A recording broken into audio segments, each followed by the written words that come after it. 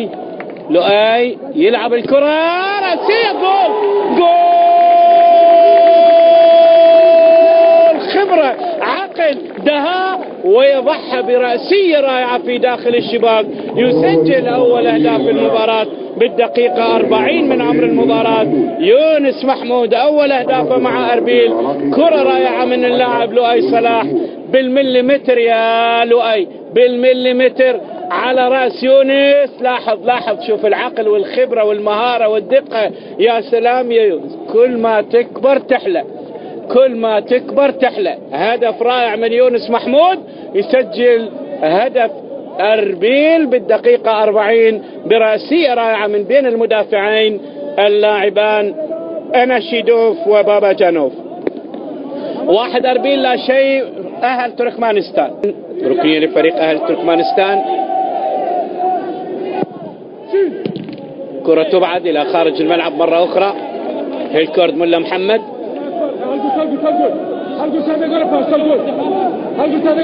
ركنية الآن لفريق أهل تركمانستان، عارضية عالية خطرة، جول. القائد بابا جانوف.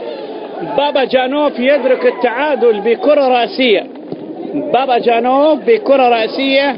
بابا جانوف بكرة رأسية يدرك التعادل بالدقيقة 47 من عمر المباراة، الدقيقة الثانية من عمر وقت الشوط الثاني بكرة. شوف وين المدافعين، وين تمركز المدافعين. كرة طالت على الحارس سرهنج، واللاعب أصلا اللاعب ما سدد، هي ارتطمت به، هي ارتطمت به، ما سدد اللاعب، هي ارتطمت به. انطلق من خلف المدافعين وسجل هدف التعادل. كرة ذهبت لصباح. رمية تماس لصالح نادي أربيل. بدأ أربيل يستعيد عافيته، بدأ يحاول يضغط على مرمى أهل تركمانستان. يعني لا يخدم أربيل في هذه المباراة إلا الفوز. وركلة جزاء صحيح، ركلة جزاء صحيح. يونس يتعرض إلى عرقلة، وركلة جزاء صحيحة لنادي أربيل. حكم اللقاء الأردني آدم محمد مخادمة. ركلة جزاء صحيحة. لاحظ بالإعادة، عرقلة واضحة. شوف ضرب على القدم، واضحة الضرب على القدم. لاحظ، والحكم قريب ياردتين. ويونس ركلة جزاء الآن. يونس راح ينفذ. حارس المرمى كوربونوف. يونس لعبها قوي يا يونس. يونس العب قوي يا يونس. يونس يلا يا يونس، قدم يونس، قدم، جول. لعبها كلمة معتادة ليلعب ركلات الجزاء، لكن بعض الأحيان تخوف ويسجل منها هدف التقدم لفريق نادي أربيل بالدقيقة 64 من عمر المباراة. يعود يونس محمود ليسجل هدف التقدم الثاني لأربيل من ركلة جزاء. يعني مسيطر ويلعبها بذكاء على يسار الحارس كوربونوف. 2 أربيل 1 أهل تركمانستان. إعادة، لعبها بهدوء بعقل، لكن بعض الأحيان تخوف هيك كرات. هو أضاع على إيران بها. كرة تنقطع في المنتصف، تذهب الكرة إلى جانب الأحمد محمد. لؤي صلاح. لؤي اختفى في شوط المباراة الثاني، كانت لمساته أفضل في شوط المباراة الأول.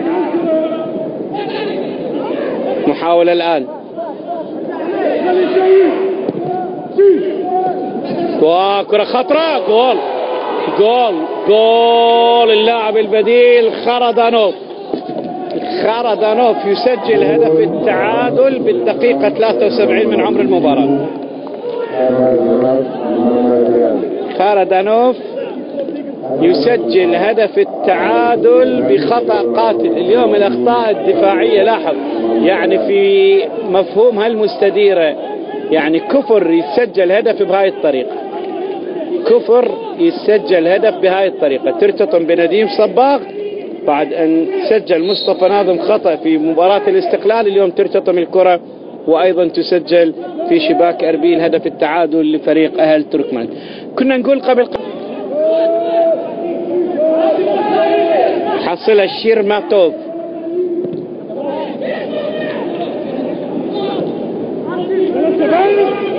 تذهب الكرة للجانب لعبد الرحمنوف،